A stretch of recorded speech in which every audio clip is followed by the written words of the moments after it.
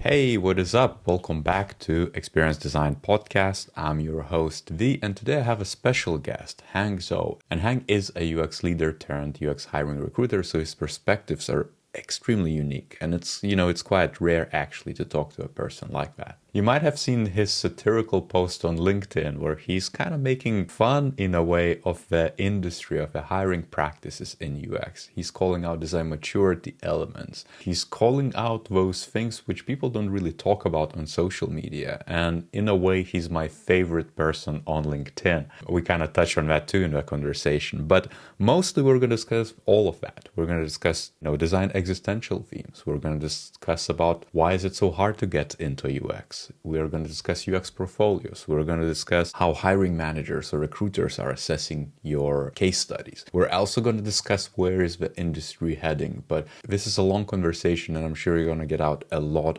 out of that. So buckle up, and I hope you enjoy this. If so, do share with a friend because it does help this podcast grow and continue. And without further ado, here's Hang Zhou. How did you end up in UX and why? Sure. Yeah. I did a lot of stuff before I moved into UX. I used to be a photographer. I did sculpting for a while, and I worked as an assistant, worked at museums as an artist assistant. So like a lot of different things. I was always pretty creative. I like really liked the arts and design. And the problem was that all the stuff that I did not pay very well. So I had some student debt. I went to college for for a year. I never graduated, but I accrued enough debt in the U.S. private educational institutions to make my life fairly difficult in terms of just having like credit card debt, student loans. And I was making maybe like $25,000, $30,000 per year. So it's like a very small amount of money for someone living in New York City. And I had a good friend named Wayne who went to high school with me, and he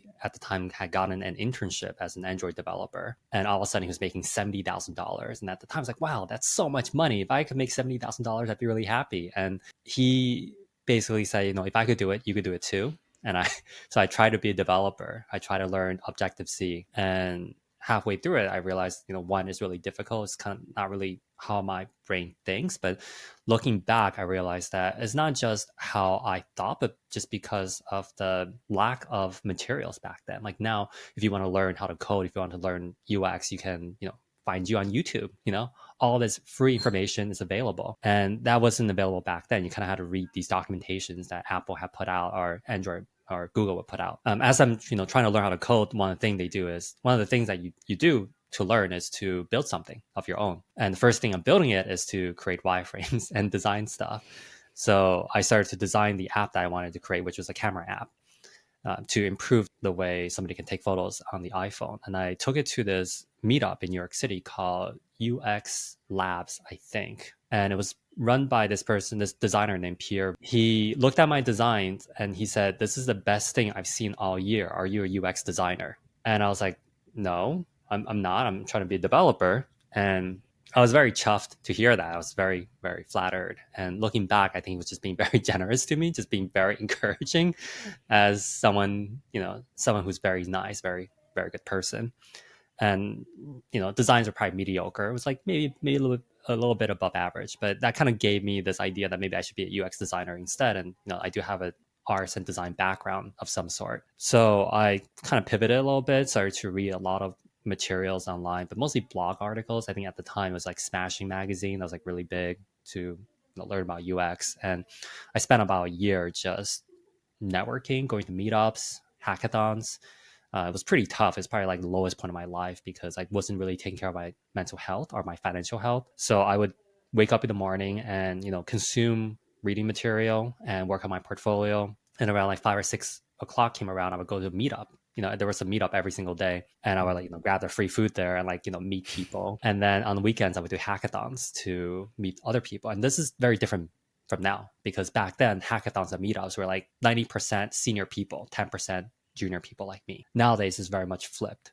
If you go to meetup, because of how boot camps have pushed their students to go to meetups as a requirement, as like homework almost, now it's like 80-20. 80% of meetups are probably junior people looking for jobs. So the networking opportunities is very different now, but back then it was great. And I met a lot of people, and I had a portfolio at one point finally after a year of working. And went through a lot of job interviews, got shot down, did a lot of free design exercises, just horrible use of my time. There were times when I felt so bummed out, so dejected. I wanted to like scream into the void. Like you get this horrible rejection after like 2 design exercises, and somehow landed a job eventually through somebody I had met at a meetup. So he had met me at a meetup. Then he did his own. He operated his own hackathon or hosted it. I met him again, and we kept chatting, and he's like, "Yeah, this is." At one point, he reached out to me. He's like, "Hey, I'm hiring for a role at my agency, and if you're interested, I would love to see your portfolio." And I, waited like 3 weeks to like polish my portfolio, and by the time I sent it to him, the job was filled. And Yeah. he said, next time. So a few months later, he's like, "Oh, we have another opening."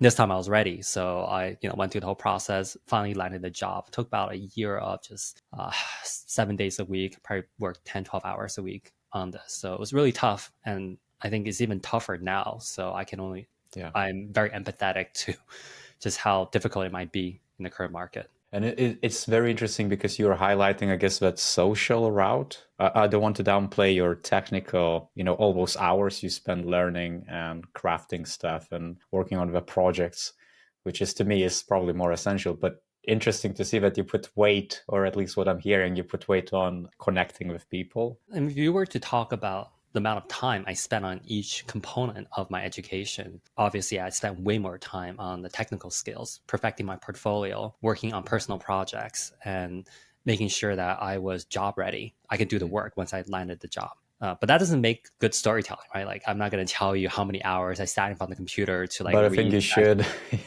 I should, but it's Yeah. not fun, right? Like I think people are always looking for this magical moment where you meet someone and that person's like your savior who gives you this amazing job opportunity. And it's not really like that. Like I can say that's the case, and I'm forever grateful to this person, Lawrence, who gave me my first shot. I'm always forever grateful to Pierre for being so encouraging to me. But that's just one component of it, and that's kind of the opportunity that presents itself if you're ready, if you put in all the work ahead of time. Hmm. I think right now we're kind of in this weird situation where people have productized the advice of how to get into UX as an industry, right? You have Hmm. boot camps, you have mentors, you have ADP list, and everyone is telling you kind of this formulaic almost advice of how you would break into UX, and you do it by networking, you do it by learning the tools. And the reality is that breaking into UX is such a or breaking into it. Breaking in is actually kind of a shitty term, but getting your first job in a very different industry that is not accredited or has a rigorous process like being a doctor or a lawyer or even an engineer or an architect, it's so wide ranging and so different for every single person that you can't really shrink it down into a single piece of advice and expect that to work. So right now everyone is being told you have to network, you have to go to meetups, and to be honest, meetups are kind of a done thing. It's not the same as it was 5 or 10 years ago. There's a big difference between getting a job in UX and as a developer or as a PM pre-COVID and post-COVID. The Hmm. process is different. And if you were to ask 10 people who recently broke into UX design, their processes, like their story points or journey map, would be either slightly different to very, very different. And there is no formulaic way to get there. It's a bunch of different things that you have to do right. You have to figure out your own unique strengths, your own unique value propositions, your unique situation, your scenario, and plan around that. You don't know what's going to happen for you. You don't know if Hmm. it's meeting someone or getting a job application done right or something else. But generally speaking, yeah, it is true. Like networking does help a lot, and that's something you should commit time to. But the advice that people give for networking doesn't tend to work Hmm. because it's not catered to the individual, right? It's productized, it's turned into a service. Like you do X, Y, and Z, and you'd be good at networking. And it's not how that works. You don't go to a meetup and just like, do you have a job for me? Which is Yeah. what the vast majority of junior people are doing right now, or people who are trying to get their first job in something. So people are different. Some people are great at, I don't want to say networking, but like great at talking with people, great at forming relationships, great at, building that really important first or second relationship. And some Hmm. people aren't. Doesn't mean that they're not going to be good at UX. They could be very good at it, but it's kind of it's kind of formed through like a natural byproduct or natural filter that I would say most people who get their first jobs in UX or product or engineering even tend to be more outgoing, even if that's not necessarily strongly correlated with their ability to do the job. Yeah, And I I think, definitely agree with you. In my career, I made a decision that I'm gonna go to a meetup just at least once a week, join a meetup, even if I was in a good place. And I don't know why I was doing it even, but I knew that it's gonna contribute to kind of like a very long term, I guess, opportunities to be. Like I knew that the meetups are not gonna result in immediate works. And granted, some of them were run by companies who were sponsoring those sessions. So they had openings and they would openly say, hey, come to talk to us after this talk I'm going to give you, and we can discuss about this opportunity I have. It's just one opening, just like you would see on LinkedIn, one out of many. And chances are like your skills have to be good enough for what they seek in a way, because there's so many variables which need to be aligned, and I was never counting on it. I guess to me meetups always have been to gauge like where am I with my skills against of what people are presenting, let's say, or talking about, or discussing, and just realizing, okay, am I ready to be a lead now, let's say, as a senior, or am I ready to be a senior as a midweight, and things of that nature. Kind of just gauging the industry ultimately. Is it like what they do is good enough? But I never placed all the eggs into that basket. I feel like networking or maybe connecting is a better word with people is super important, and it's becoming harder and harder as well as we go, because I just literally posted a tweet today that every designer to me going forward, and even now, or maybe even past 5 years, have been a self-taught designer, because apprenticeship model has been disappearing. So the social interaction of a more senior folk is all social media. And if you join a remote workforce, you might not even, or you are maybe a UXer of team of one, you might not have a senior colleague to show you the ropes or correct your wrongdoings. Like that's my kind of observation of that. But kind of to pivot slightly, I guess, you post on LinkedIn these satirical things, which I think LinkedIn to me always leaves like a bad taste. And I don't know, maybe it's my feed. But once in a while, the feed kind of highlights and pushes your content up. The design of fictitious Workday UI, let's say, and things of that nature. How did that came to be? Like, why did you start it to, sheepishly address, I guess, UX industry as a whole? Yeah, I think the layoffs really pushed me over the edge in many ways. For the longest time, I think tech industry workers would count themselves as extremely fortunate or lucky as employees, right? Compared to other sectors. Like my wife used to work in fashion, and fashion can be an extremely abusive and exploitative industry. There were times when she would come home at like 2 or 3 a.m. because they have some kind of runway show the next day. And that's the norm, and it's pretty terrible. And, when I used to work as an artist assistant, if we had a gallery show the next day, it's, you pull all-nighters and you don't get paid very much either. You get paid like 15, $20 an hour if you're lucky. And among the tech industry folks, you get paid way more, right? You can make six figures easily. You make 100K,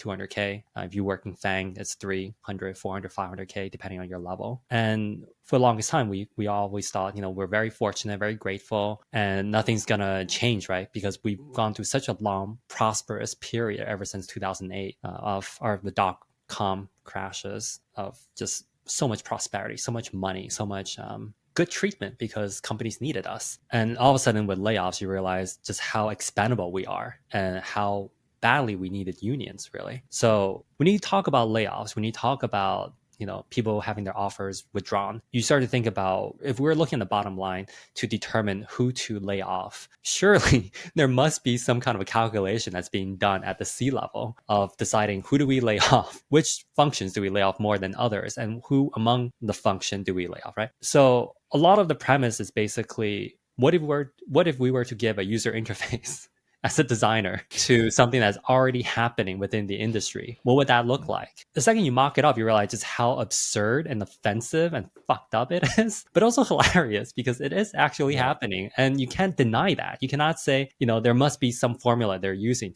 to determine that this person is okay to lay off without creating additional legal risks.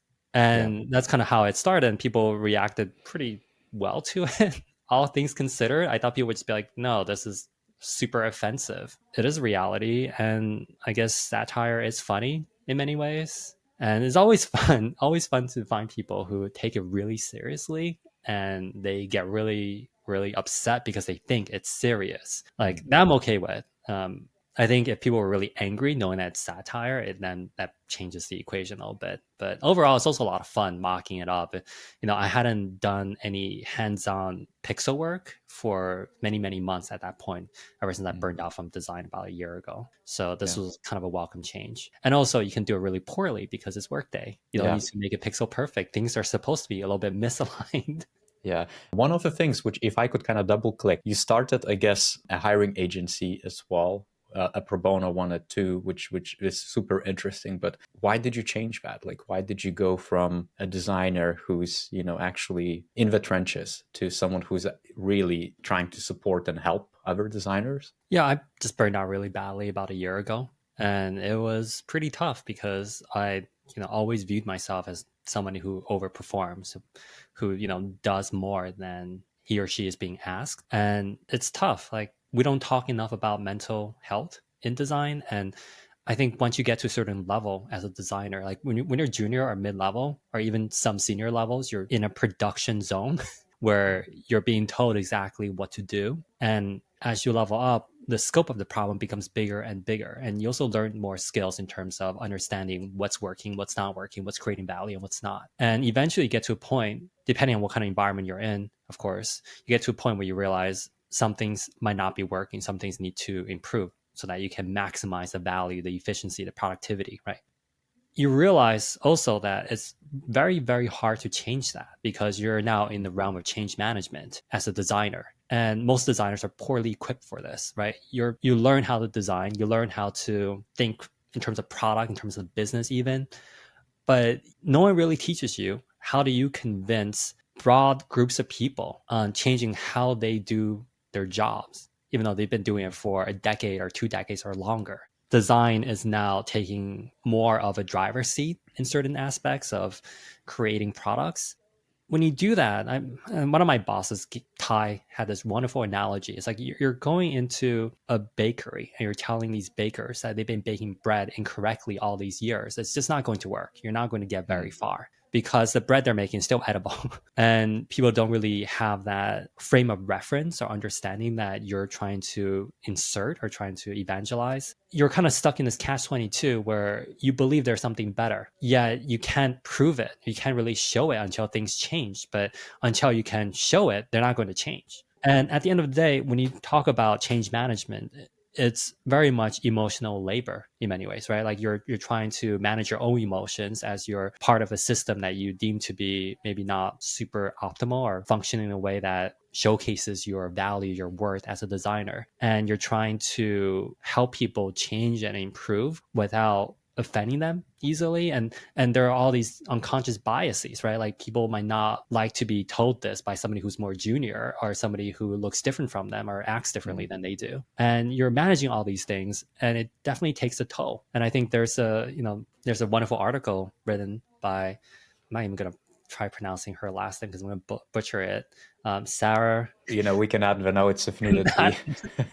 And the article is called "Designers They're Gaslighting You," and Yeah. I think Oh, that I know that one. article, Yeah. yeah, everyone knows that it's a very, very good article, and it pinpoints exactly how difficult it is to be a designer in certain environments. And I think that's the majority. Like when people think about designers, they're thinking about designers working in FAANG companies like Airbnb or Apple, where things are very different, where design takes a front seat, the driver's seat. But in most environments, it's not like that. So how do you navigate that? And if you're not prepared to deal with this tsunami really of interpersonal challenges, and if you don't have that skill set ahead of time, then it can be extremely challenging because there's this gap between your technical skills, your understanding of product, and your ability to work with other people, right? Because if you're working with people and there aren't these gaps or differences in opinions, then it's very easy to work with them, right? It's easy to get along. But when there are these discrepancies or differences of understanding of frames of references,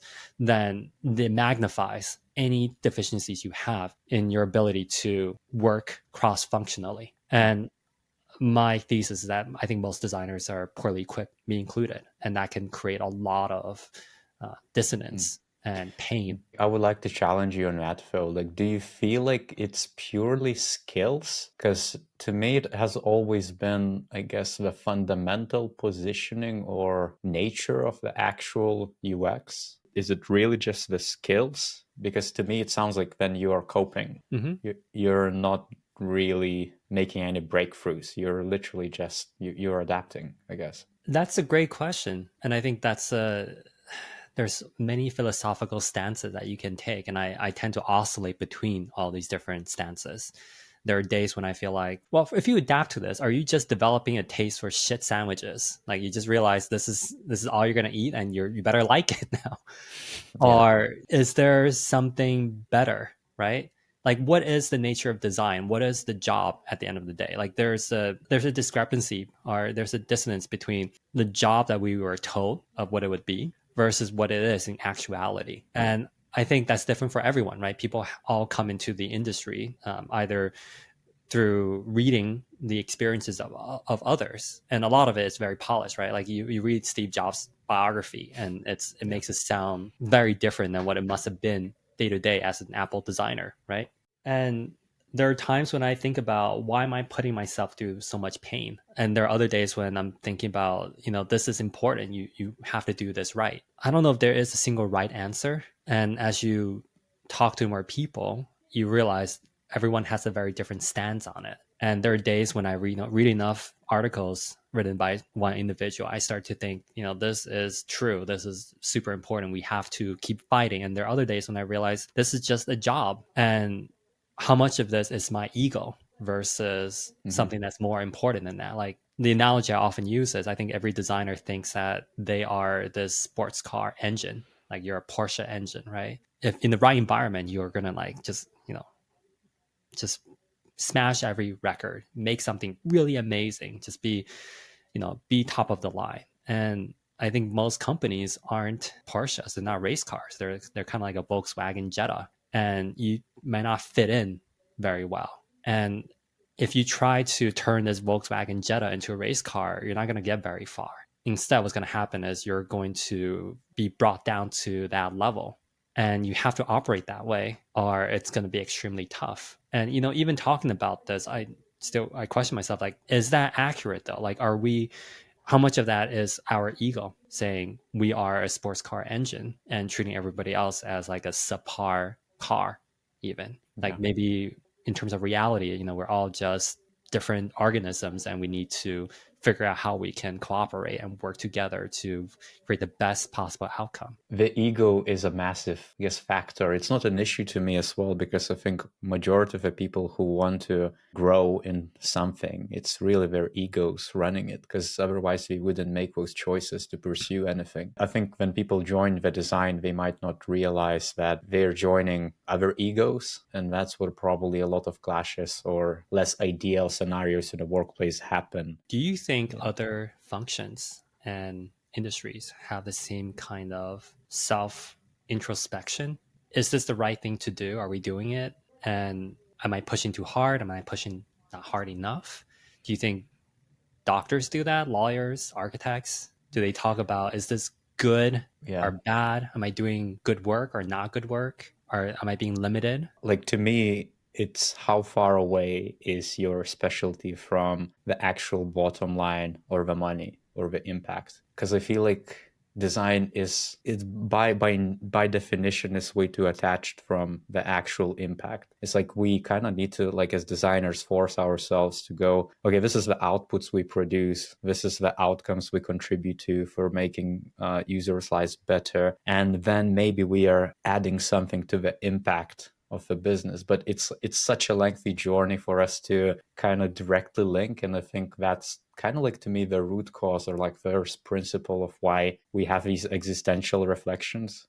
That's just how I view it. Like, if you take product management still within tech, I feel like they still have the same kind of challenges, maybe slightly better or less elevated at that, because different companies have different expectations of what a good product manager looks like. In some, it could be pure delivery. In others, it's mastery of how you handle stakeholders and how well do you say no to your CEO requests. And in others, how you manage the actual product team and engineering capability, how well you establish your three amigos. In others, it's value definition, but it's still like more spread out the skill sets are, the more like you're unsure if you're doing well or like what your impact is. And I think there is also danger to over engineer that, where let's say you become super data directed or you know, less of a data informed but data driven in your design, and then it just becomes like a factory machine of producing output still. Yeah. But I feel like it's way too detached, and because we don't have the direct impact, that's how it falls apart. And you know, I can share one of the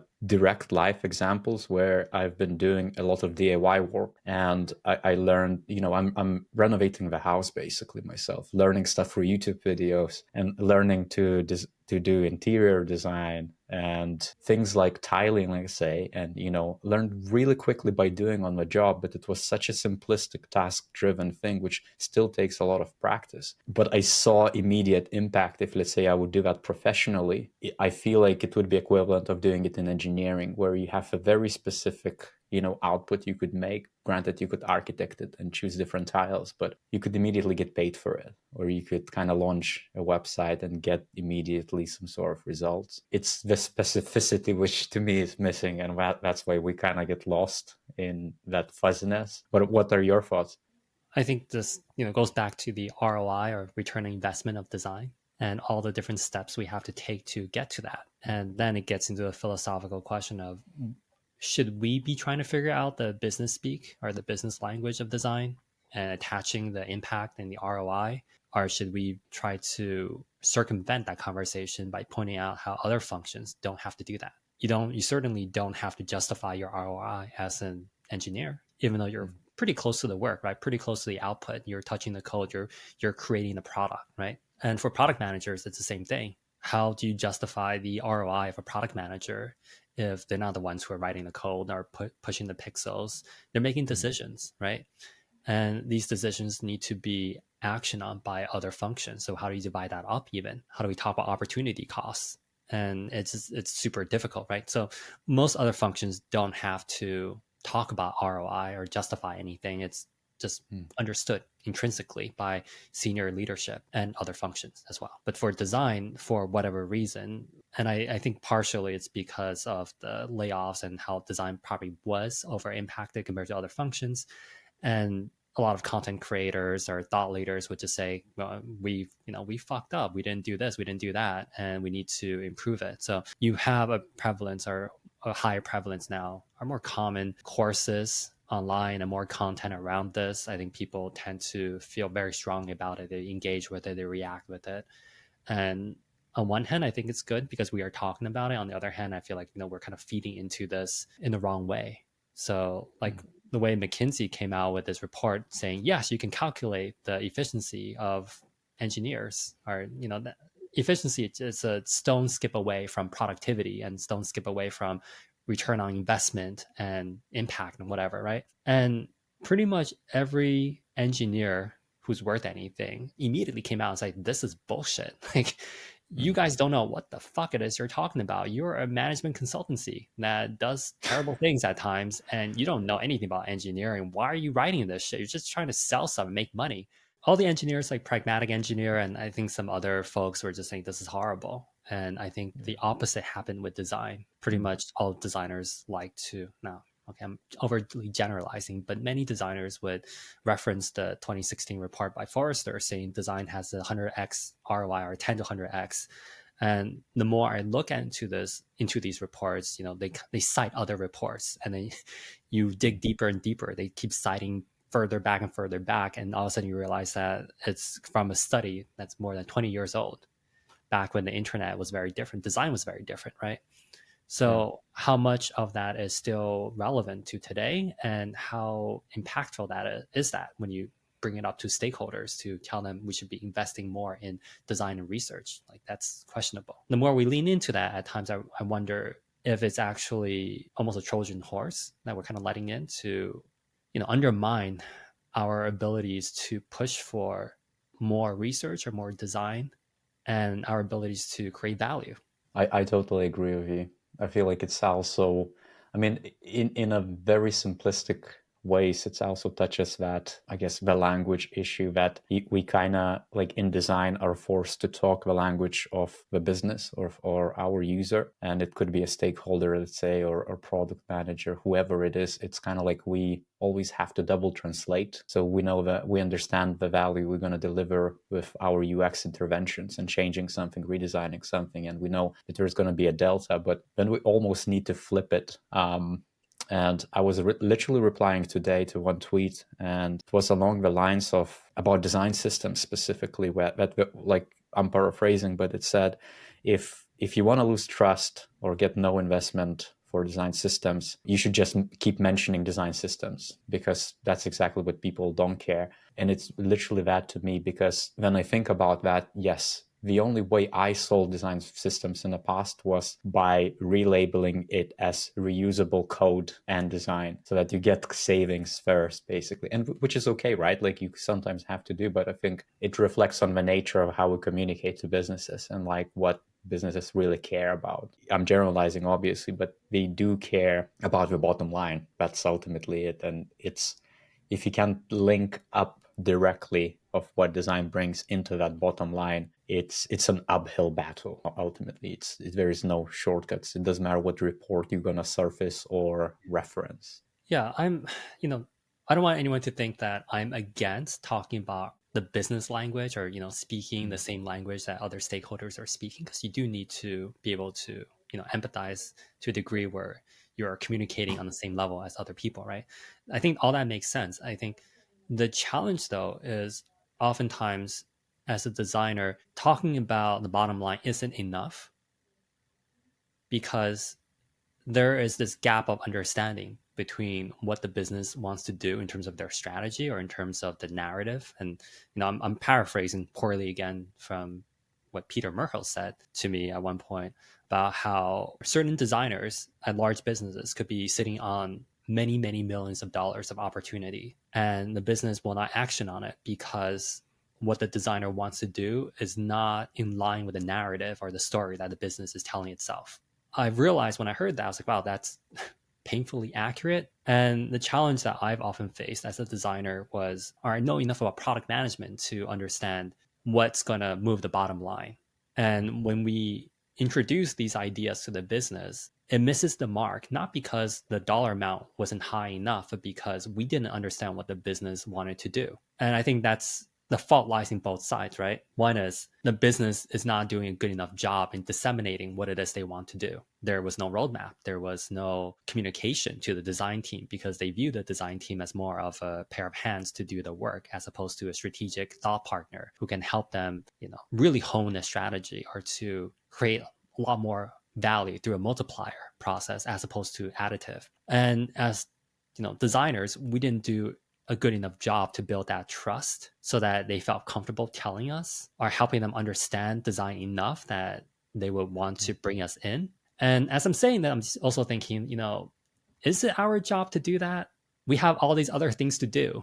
And then you're adding this very complex interpersonal challenge on top of it, where, how much time do you get with the CEO or chief product officer or anybody at the VP level when you're a senior level designer? Very little, right? You need to somehow, build that trust with the 30 minutes you get per year, maybe at that. And it's tough, right? Challenge for anyone. But at times you can see the problem clearly, but there is also not a clear or easy solution in front of you. I'm with you on that. I want to kind of like pivot slightly into, I guess, the existing UX market and your learnings, from actual recruitment, what you've seen so far, because I'm sure you have been receiving so many applications, reach outs from actual UXers of all different levels, and you do share on social media a lot of those learnings, or like exactly what works, what doesn't work. But I wonder, like, where do most of the applicants fall short? One thing that I know I was failing early on was I had a poor understanding of where the market was going. If you were to ask me 5 years ago, which skill set should you concentrate on to level up as a designer, create more job opportunities, etc., I would have said you need to understand business strategy, you need to understand product strategy, and and research, talking to users and connecting the dots and everything. And that's not true. I was wrong. And right now, for the past year or two, I think, and maybe I'm just saying this because I went into recruiting in the past year, but it certainly feels like there is more of an emphasis on visual design and hands-on design skill set. I think a lot of this also has to do with the market in the US, where once the layoffs happened more than a year ago, all the large companies, all the FANG companies had mass layoffs, right? And they closed most of their positions, so they're not hiring a whole lot. And the mid-sized companies that are like Series A to Series D in funding also saw their funding dry up and they had to do mass layoffs. They aren't really hiring anymore. And the only companies that were hiring for the longest time for the past year or so were seed stage or Series A companies that had just gotten their funding. So they were flush with cash. They're hiring their first designer. So in terms of UX maturity, it's going to be fairly low in terms of just how much the founders understand design. They have this massive design debt in terms of visual stuff, branding, etc. So they're trying to plug someone in to, act as a dam to, stop this massive need for design. And they're very visually focused, right? So the most important thing for them is, you need to have taste, you need to have an eye for design, you need to be able to create really beautiful visual design in your portfolio. It's gotten to a point where it's not just beautiful visual design in terms of user experience or user interfaces, it's also marketing and branding design as well in many cases. And if you have animation skills on top of it, even better. And beyond that, they also want to know that you can work with stakeholders and you need to be able to understand product management to a certain degree, because there is no time and space to teach you that. Like, you need to have that prior experience already. And you have to be able to understand complexity, ambiguity, because this is a early stage startup. There's going to be so much crap thrown at you, and you need to manage all that and to leverage whatever interpersonal skills you have. So it's basically asking for everything under the sun, but with a heavy emphasis on visual design. And the thing is, when you evaluate people's skill set, certain evaluations take longer than others. So understanding their problem solving skills, their ability to navigate ambiguity, that's hard to grok, right? You could assume certain things by seeing that they worked in other environments that have complex products or internal tooling, whatever, but you still need to ask them a lot of questions. Whereas for visual design, you can grok it immediately. You look at the portfolio in the first 5 seconds, you can see, is this a visually inclined designer or not? So vast majority of rejections early on is going to be based on visual design skills. And therefore, people will overreact and say, oh, that's the thing that everyone is looking for.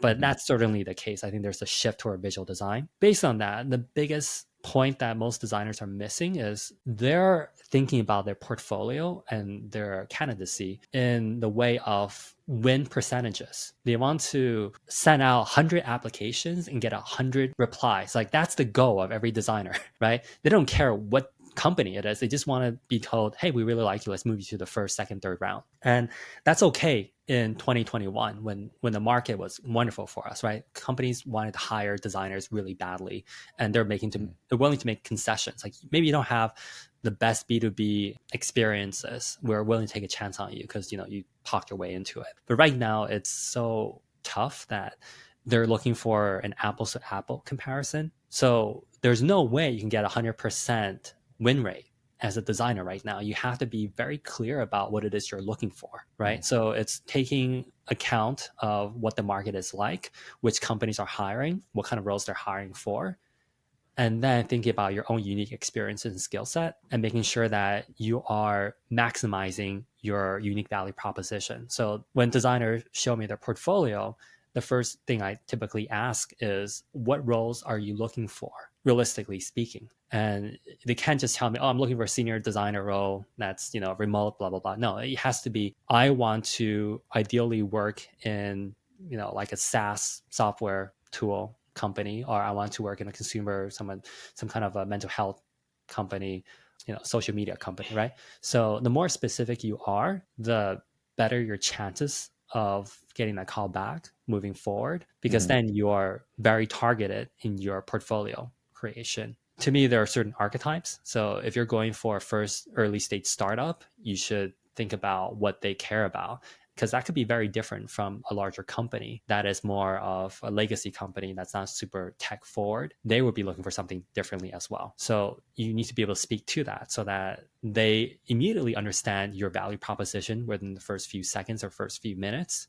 because they're just inundated with so many candidates and applicants. So knowing what it is you are looking for, knowing your own unique skill set, knowing what the market is like, and then catering to that will be very helpful versus trying to design something or make your candidacy attractive across the board, because you're going to lose out to somebody who is more targeted. A lot of the juniors maybe in particular, but also seniors who haven't done hiring themselves, they don't really understand of what the hiring managers care for or what they're actually looking for in portfolios or even in the interviews and things of that nature. But like, what's your perspective on that? I've worked as an external recruiter, which is still very different from a hiring manager that's internal. So my perspective is a little bit more focused on the former versus the latter. Mhm. But I would say nowadays, when a role is available, they're going to get many times more candidates organically than in the past. Whereas in the past, they might have a hard time sourcing candidates.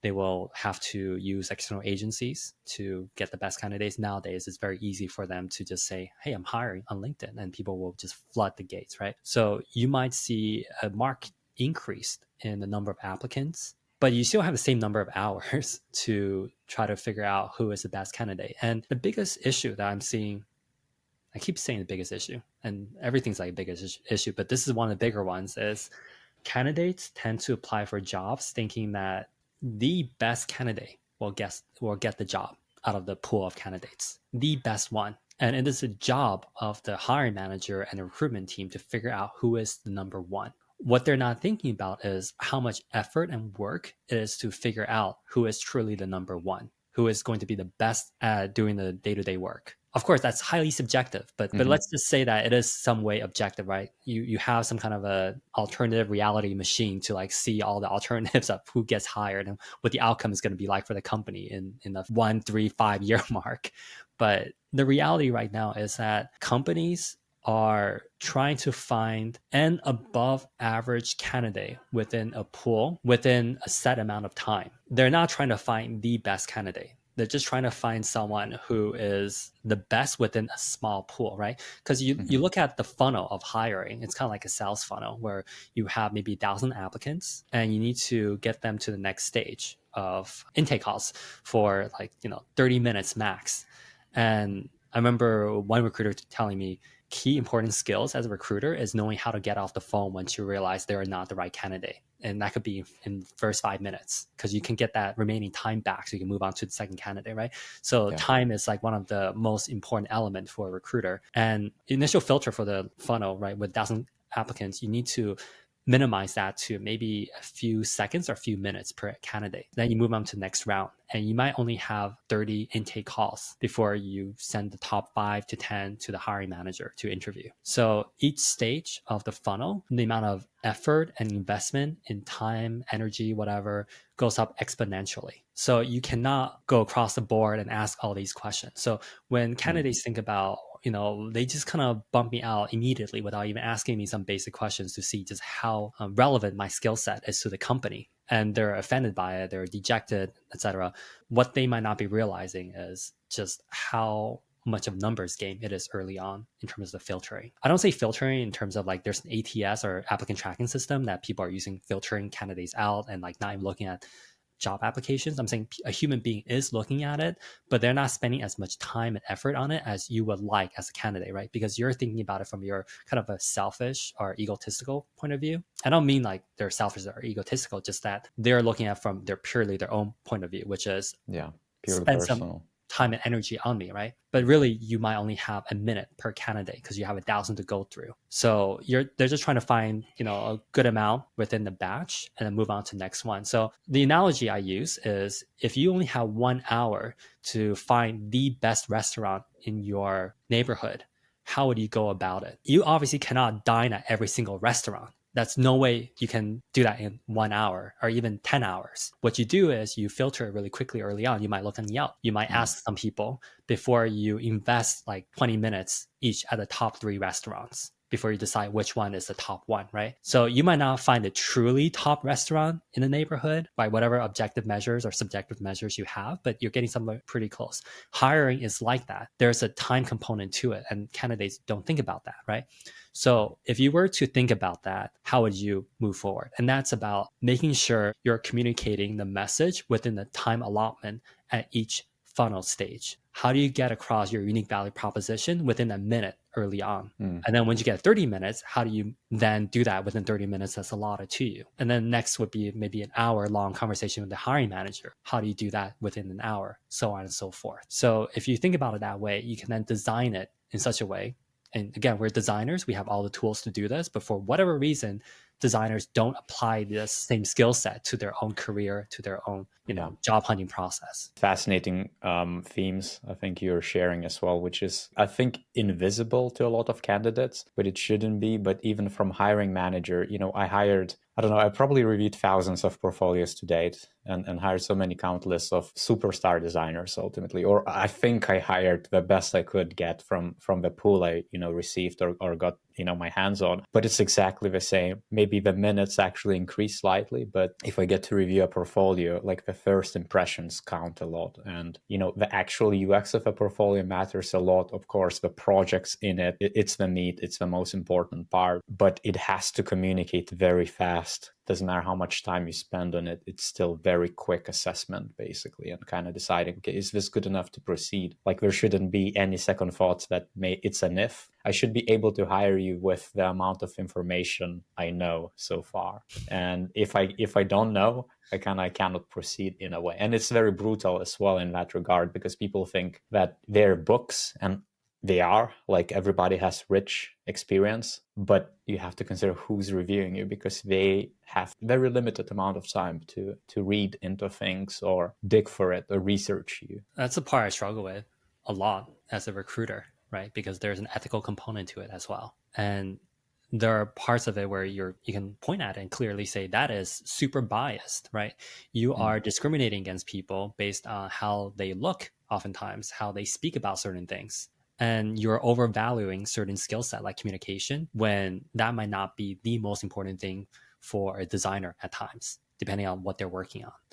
And that is true. And there is almost this choice you're making between thinking about how fucked up it is versus what the reality is and how do you proceed. And my advice typically is, if you're in the process of a job hunt, then you kind of have to err on the side of reality, like this is what it is, and just kind of deal with it. And then once you get a job, you kind of move back into, this is terrible, let's try to fix these things. I also maybe think that there is a good medium, because from the hiring manager perspective, again, you're trying to fill in the boots which are super specific. So let's say in one company I worked in, and it may be kind of going to resonate with your background too, in like robotics and more like a service design level challenges or physical experiences or like hybrid experiences. Like, you have a very specific, I guess, skill set you're seeking. And I know specifically that I need to see in their portfolios something to do with hardware, let's say, or something to do with a very holistic service design. So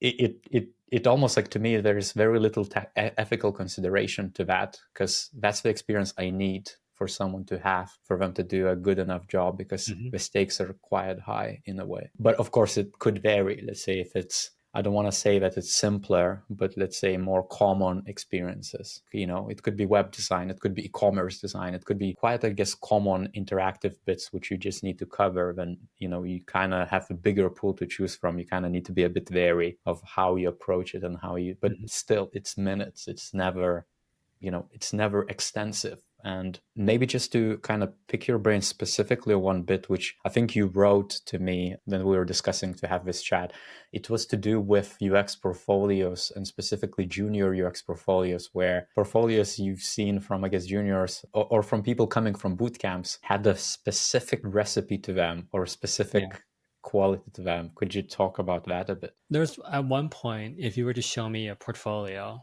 from a designer, I can almost guess which bootcamp they went to, because it's productized again, right? If you were to think about what UX design would have been like if there weren't boot camps, then theoretically every single designer's portfolio would be very, very different because they would be talking about their skill set, their experiences from their own perspective. But instead, we're almost taught to use a formula or almost a linear in terms of time process of documenting our work and what we've done. And what's interesting is that boot camps originally figured out this formula by, well, senior designers designed the boot camp. So they figured out the formula and they taught this. And it became so prevalent that nowadays I'm seeing a lot of senior level designers who follow the same formula because that is the accepted formula of what a portfolio should be like. And in many ways, when you see this formula, you would kind of assume this is probably a junior level designer. It's kind of like a dead giveaway. And some of them would be, linear process, the way they highlight what they did, what they didn't do. And also that giveaway is this a real product or not? Because if it's a theoretical one or it's a redesign of something, most likely it's kind of a personal project. So probably more junior versus somebody who has the working experience of something like that. To me, it's almost like AI, where you're kind of like feeding into the data set with its own output, and it becomes a very cyclical thing where it just becomes more of something, more and more of something. So what is a portfolio? I think there is a way to communicate it so that your own personal experiences that are quite unique comes through. But at the same time, you're adhering to Jacob's law, where people who have seen portfolios before can see yours and kind of understand what's happening, what's being communicated as quickly as possible. And that's a hard balance to strike. But more often than not, I think people tend to be very focused on creating a portfolio that looks like everybody else's because that's what a portfolio should be like. And when they seek advice, oftentimes the advice people are giving is, oh, you're missing this thing that I've seen somebody else's portfolio that's helpful to me. And it's challenging. So who do you listen to? And is their advice really relevant to your unique skill set? And it's just a hard question to answer. A lot of the people probably took that boot camp and they made those portfolios based off, I guess, what we learned there. Like, what should they do really? Should they just embrace, I guess, themselves and just do what feels right in a way? Or like, I guess, like to me, it's also, I'm a very strong believer that the perfect portfolio doesn't exist. Yeah. Just like perfect design doesn't exist. It's just, it has to be right or good enough for opportunity X or job opening X. But I wonder, what's your kind of take? Like, what should actually people do with their portfolios? And maybe even regardless of their seniority. I don't think there's good generalized advice for this because there's the contradiction where you take everyone's advice, you apply it, and your portfolio becomes very, very average. It kind of runs into the same issues I'm talking about earlier. So it's about figuring out who to listen to. And one thing that people should really think about is what kind of roles are you trying to go for? Who are the hiring managers for these roles? What are they looking for? What is their opinion on your portfolio? I think these are the most important folks, right? You're listening to your customers, your actual users versus everyone else out there. And that old adage, if you're designing for everyone, you're really designing for no one, right?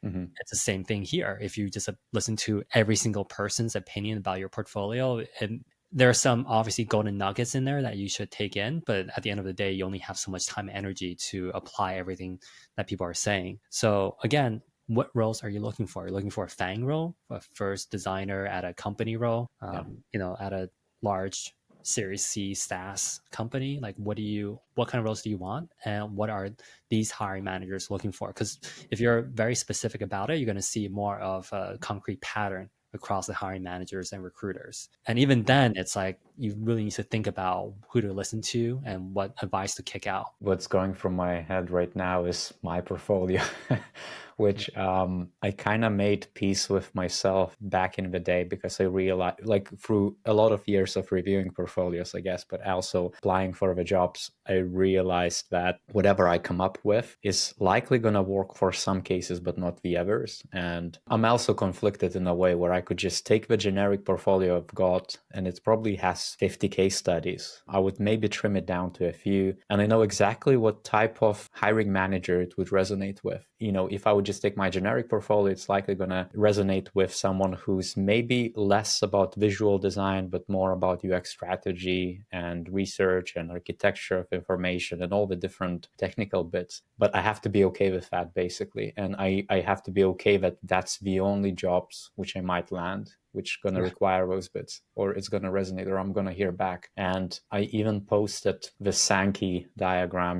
the flow of like, okay, you applied for 50 applications and then 20 rejections, 30 ghostings and stuff like that, and then one offer. And I feel like that persists unless you also super tailor your portfolio. It's almost like you have to be okay to then knowing what the company is about or what sort of design they're working. If you're privy to that information, you have to then highlight those skills and tailor it, basically. And I think seniors have all the freedom in the world to do that because they have so many case studies, but they have very little time to do that. You have to be very self-aware of like who is going to resonate with your work and what, who is not going to resonate with your work at all. Because if you're going to make all your portfolio about UI or product design, like a very, very visually focused or interaction design focused, only the people who are into that or who are managing that or who need that in their business are likely to pick up the phone and talk to you ultimately. It's so tough because it's so personal, and every rejection stinks no matter what level you are, where you are in your career. And I think people tend to also have a recency bias to it as well. And there's, of course, it stings more when it's a job or company that you really want to work at and work for. We don't really have the right components, mentally speaking, as an average human to figure out what to listen to and what not to, because it's just so painful or aggravating at times. But if we are able to figure that out and try to look at it more objectively, or maybe get a second pair of eyes on it, it can be very helpful to make sure that we're targeted. It's just so open-ended.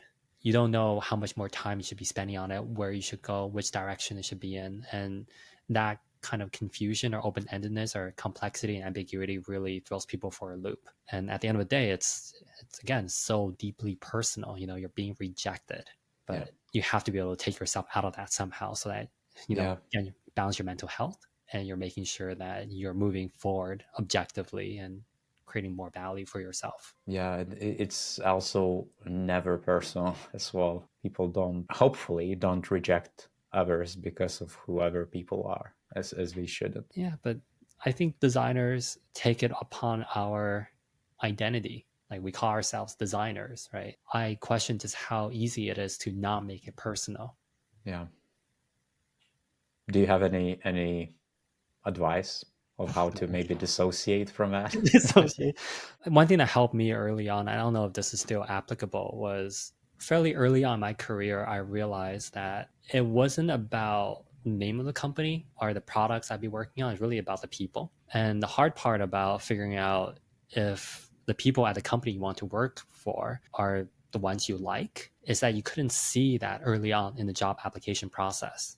You had to actually talk to them to figure out if you jive, if you are able to, get along, if you're able to communicate in a way that is healthy and, good for you and your career. So it requires a lot of time investment, but also you just really had no way of knowing if that company had good people or not, besides if you knew someone there. And I just applied to every single company with the minimum amount of time spent per application. So I had basically figured out a way to get an application in for like 30 seconds or a minute each. And so I would apply to like hundreds, and I would, get quite a few responses, but still at a fairly low response rate. And I was okay with that because I just wanted to get to the first and second round interview so I can talk to the people, spend that 30 minutes, get to know them, see if it's, a good opportunity or not. And I think by going through that process, it showed me how low the rate was, the response rate.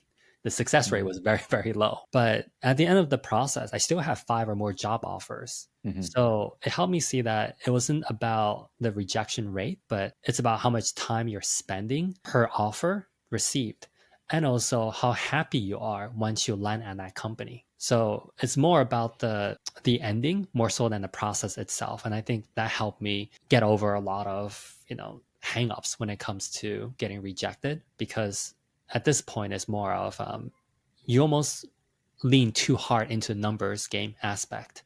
Now, of course, Mm. certain rejections still hurt because there were companies I talked to where people were really wonderful and I really wanted to work with them and I just didn't get the job. So that still hurts. That's still personal, but Yeah. it felt personal in a different way versus personal in terms of you apply somewhere and they send you a formulaic rejection letter. Like that stuff phases me much less than it did years ago. But getting rejected helps. I think if you just go through a lot of rejections, that helps. Yeah, you just learn that it's part of a game. And one of the things I recently advised a lot of people, I think I even advised one of the product managers, was to not to be too picky outright. Because some of the best companies, I guess, I interacted with, or even kind of regretted not joining later on, have been the ones I applied basically, but I was thinking, oh, I shouldn't even have applied because I wouldn't want to work for it. But when you have a chat with the actual people and you realize that, hey, this is exactly what I'm after, or at least from the outlook, it feels like that. People maybe aim sometimes for way too high. Fan companies and things of that nature, they receive hundreds, thousands of applicants for each role. So it's very unlikely that the average person, even if the best of the skills, are going to get into it. But for everything else, it's like you shouldn't be too choosy in a way, because that's why you have a hiring process to kind of find out. It's just an hour here and there, but you can tell a lot of what the culture is like, what people care about, things of that nature, just to keep a bit of an open mind, I guess, which I'm trying to kind of say, because it could increase also like all those conversations and learning too. I wanted to ask something of you, which is maybe a bit of a rapid fire question, but what would you go for, or what specialty would you go for if you would, stop design altogether? I know design, recruitment, things of that nature you tried on, but Yeah. what would be that path or different path you would take? Are you talking about like outside of design or like an industry within design? Um, could be both, I guess, but Sure. interested more so on like besides design. Man, if I were not in design, there's so many things I really love, but just from a procrastination nature of I keep it as a hobby because if I were to make it my main thing, it just becomes so much harder for me to do it. I used to be a photographer. I love photography. I love like old cameras before it was like in the last 10 years or last 3 to 5 years really. So maybe I would, do camera repairs, like the old vintage cameras. I have I have one on my desk right now I'm trying to fix. And I think that's really fun. I also love restaurants. I love eating.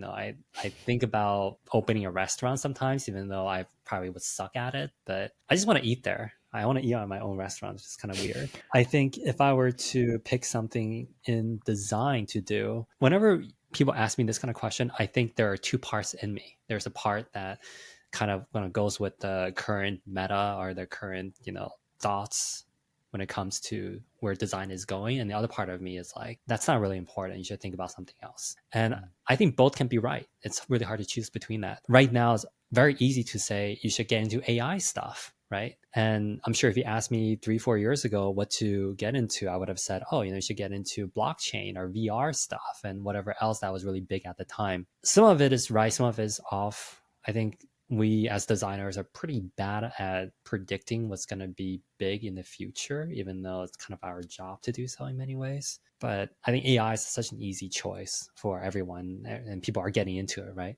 I have realized that working at my dream companies or my dream industry, dream types of products haven't always been the healthiest choice for me, because what you're really attracted to really were not the most important things on a mental health level or just at a deeper level generally.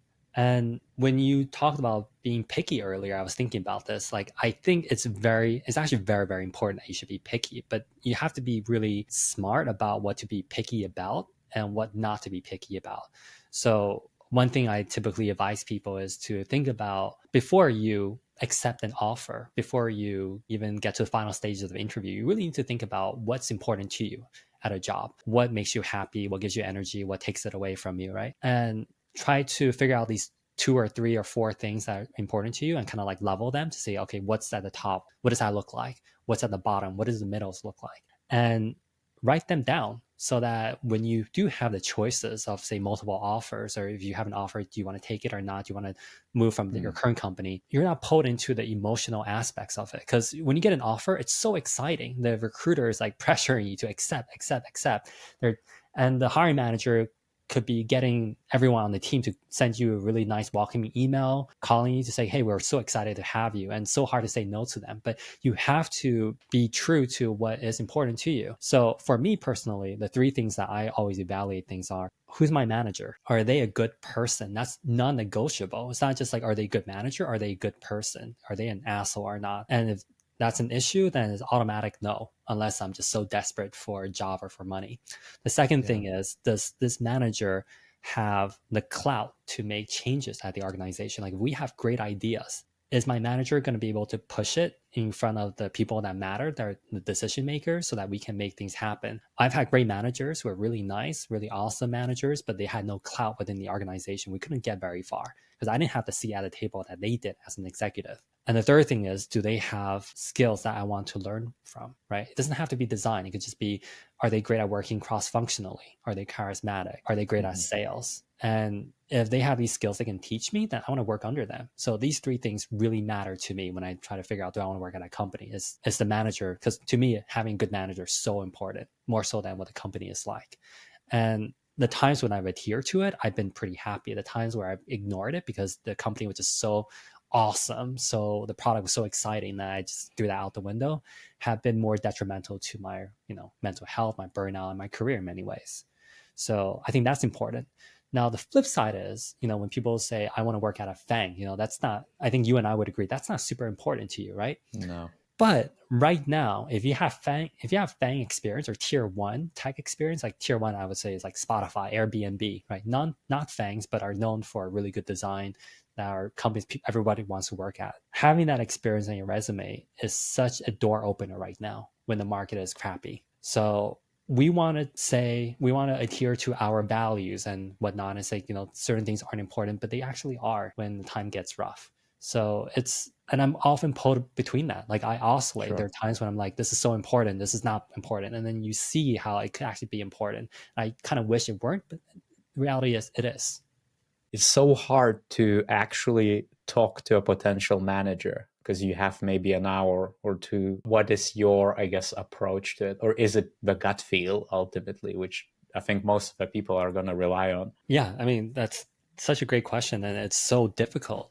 I don't think there's an easy answer to that that's easy, that you're able to generalize and have it apply to most individuals, because I think we all approach conversations in very different ways, and the manager is different as well, right? Some ways work with others, some don't. But generally speaking, I think my approach is, the first few minutes you're trying to demonstrate value. You're trying to showcase your unique value proposition. Now, of course, there are certain managers who are wonderful interviewers, and they don't waste time on that stuff. They just kind of get into the weeds, or they try to make you very, very comfortable, because you're trying to get to that point. And I think both parties are trying to get to that point where you can speak freely, when you can just kind of move aside all the bullshit, all the acting and the dance, whatever that happens in interviews, because interviews are so artificial compared to real conversations that you would have with someone. And you're trying to get to that point. And that point is reached differently depending on the individuals and the amount of time it takes, right? Sometimes you never get to that point. And sometimes it's okay that you never get to that point, because you are trying to get to the next stage, and maybe you reach that point eventually. But I still feel it's a gut feeling at the end of the day. Now, my goal is always to get to that point as soon as possible. I want to hear the brutal truth about what is good and what is horrible about this place. Yeah. And when I can get to that point, it's so much easier, right? You have the information you need to make a decision. And it's not just a take. It's more give and take. It's like, okay, here are the issues that you might see in working with me. Here are the challenges I come across that other people might come across too.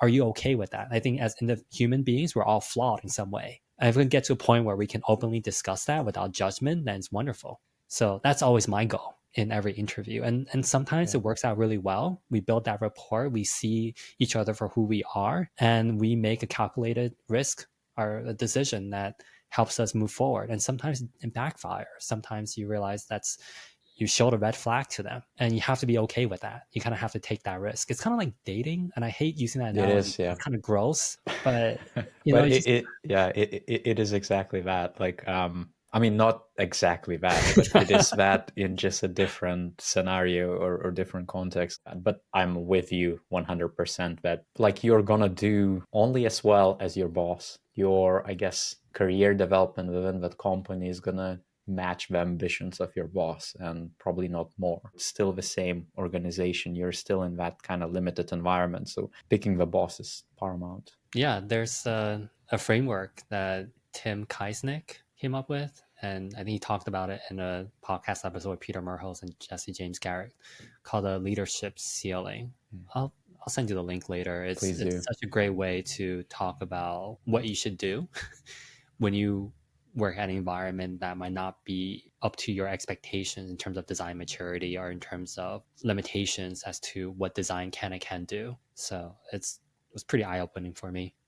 One, I guess, last question before wrap up. I just wonder, I'm not going to ask you the question about AI or future of UX. Maybe we need to have another catch up on that. But in terms of immediate future, what's your, I guess, sense for what's to come in 2024? What do you think is going to happen to UX industry? We know what has been happening, right? So I think if you're a middle manager, things are really tough right now. I think there's more of an emphasis on hands-on design work. And then if you're seen as kind of like an ancillary part of UX, like your content or user research, which are very, very important functions, you're at a disadvantage in terms of getting promotions or getting a job, really. So I don't know if that's going to improve necessarily what hiring is going to be like in 2024. I think people were saying there's going to be a hiring surge in Q4. There wasn't. People were saying things were getting better, slightly better, but not great. I think there's kind of a big queue right now of designers who are looking to move or trying to find a job after being laid off or let go. And I think 2024, I would guess, is going to be pretty tough. Like it hasn't seemed like things were getting considerably better. I think things are slightly better than the year that we were in at one point. If I were to talk about skill set, visual design stays very important, heavy emphasis on that, more technical skills. Maybe we move into coding requirements. I don't know if prompt engineering is going to be a big thing. I certainly feel that AI has the potential to affect our workflow, but so far, everything I've seen so far is theoretically it's there, right? Like you can use this to do something for design, but it seems fairly far away from being consistently useful as tools to affect our process. So therefore, in the next 1 to 2 years, I would guess things stay relatively the same. Although I think we typically overreact a bit so that there's going to be a lot of talk about it, but there might not be actual jobs or changes in job requirements. The layoffs have certainly done a number. And I think there's this rise of like the lead principal designer or staff principal level, like super senior designers who are capable of doing many, many different things. And I think there are a lot of people who will say you can't possibly do everything well. There's certain aspects that you're just gonna struggle quite a bit in, like user experience or research, etc. But it doesn't seem like a lot of businesses want that even. I feel like also it kind of varies, from talking about UK and Europe, because that's, I guess, closer to, my awareness. And maybe it's because UK and Europe hasn't been touched as heavily on tech layoffs. The tech is smaller. The roles are actually much cheaper too. The reward systems are much lesser too. So I see a lot of roles in management and senior design and staff and principal levels, but it's just fewer of the actual openings. I think they're still mixed, and it's maybe regional specific. I hope it's just gonna, climb up next year. Do you feel like there are more general roles in Europe versus specialist roles? It highly depends, but I think so. And it's the UX generalist, I guess, has been bread and butter, at least in UK, I would say. It kind of varies, I think, depending on the type of a company. Let's say if you were to join something like purely tech startup or SaaS company, we're likely going to have product designers and research capability, but general market is kind of has that demand for UX designer as a generalist. And that doesn't matter if it's government sector or like a private sector employers. It's quite interesting. I would say the US if you were to ask certain people, we would say that we overstaffed at a certain point, we overhired. And as you overhire, you get to be more specialized, right? Because you can afford to hire somebody who does something very specifically as the team gets bigger. So when you're downsizing, when you're doing layoffs, I think these overly specialized roles are overly affected. And when you're hiring with fewer headcounts, because originally they might have like 5 headcounts for next year. And once layoffs happen, there's like, okay, you only get 2 headcounts for the next year.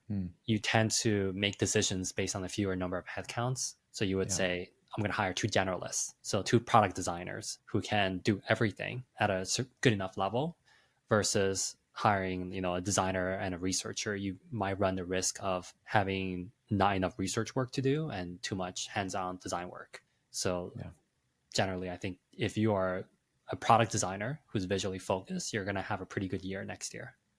Where can, I guess, people find more about you? Yeah, LinkedIn's the primary social media app that I use. I do have a YouTube channel that is pretty much dead because all I do on it is I put up pronunciation videos of UX terminology. Are they satirical or you can be the judge of that. Okay. What is the channel? Let's call it up. Oh man, I don't know. See, that's how not updated it is. Oh, it's same username as my LinkedIn, so HAXUCO. Awesome. Well, thank you so much, Hang. Really good to chat with you. Thank you so much as well.